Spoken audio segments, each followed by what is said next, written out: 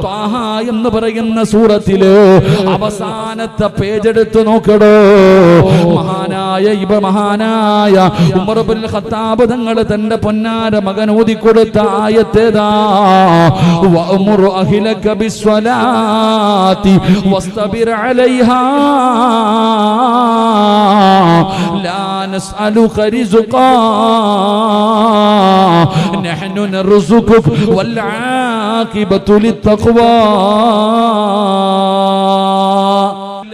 എല്ലാ മക്കളും എഴുന്നേറ്റ് നിസ്കരിക്കണമെന്നില്ല. ഉമർ തങ്ങൾ രണ്ടാമത് പറഞ്ഞു കൊടുക്കുകയാണ്. അല്ലാഹുവിന്റെ പരിശുദ്ധമായ ഖുർആൻ പറയുകയാ വൽ ആഖിബതു ലിത്തഖ്വാ.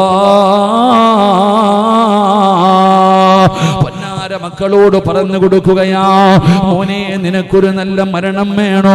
വെള്ളിയാഴ്ച രാവിലെ ഷഹീദിനെ പോലെ തൗബ ചെയ്തിട്ട് നന്മ ചെയ്തുകൊണ്ടിരിക്കുന്ന സമയത്ത് വുദുവോടുകൂടി ലാ ഇലാഹ ഇല്ലല്ലാഹ് എന്ന ഷഹാദത്ത് കലിമ പറഞ്ഞിട്ട് നിനക്ക് മരിക്കണോ? ഈമാനുള്ളവര് മരണം വേണോ? നെറ്റിത്തടം വിയർത്തിട്ട് മൂക്കിന്റെ ദ്വാരം വികസിച്ച് മുഖമെല്ലാ പ്രകാശം, ചുണ്ടില് പുഞ്ചിരി, കാണുന്നവര് മുഴുവനും കൊതിക്കുകയാണ് മരിച്ചാൽ ഇതുപോലെ മരിക്കണം, മരിച്ചാൽ ഇതുപോലെ മരിക്കണം. കാണുന്നവര് മുഴുവനും കൊതിക്കുന്ന ഒരു മരണം വേണോ? എന്റെ പ്രിയപ്പെട്ട മുസ്ലിമേ, നിസ്കരിക്കാതെ കിടക്കുന്ന മക്കളോട് ഇതൊന്ന് പറഞ്ഞു നോക്കടോ. നിസ്കരിക്കാത്ത ഭാര്യമാരോട് ഇതൊന്ന് പറഞ്ഞു കൊടുക്കടോ. അവർ എഴുന്നേറ്റ് നിസ്കരിക്കുകയാണ്. വാപ്പാ, നീ അല്ലാഹുവിന്റെ പള്ളിയിലെ മഗ്‌രിബിന് വന്ന ഇശാ നിസ്കാരം കഴിഞ്ഞ് വീട്ടിലേക്ക് പോകുന്നവനാ. പക്ഷേ നിന്റെ ഭാര്യ നിസ്കരിക്കാറുണ്ടോ?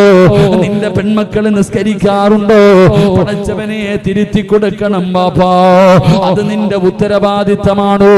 ആ ഉത്തരവാദിത്തങ്ങളിൽ നീ വീഴ്ച വരുത്തിയ അല്ലാഹു നാളെ പരലോകത്ത് നിന്നെ നാണം കെടുത്തിയ രീതിയില് നിന്നനായി നിസാരനായി അല്ലാഹു നിന്നെ കൊണ്ടുവരുമെന്ന് നബി മുഹമ്മദ് മുസ്തഫ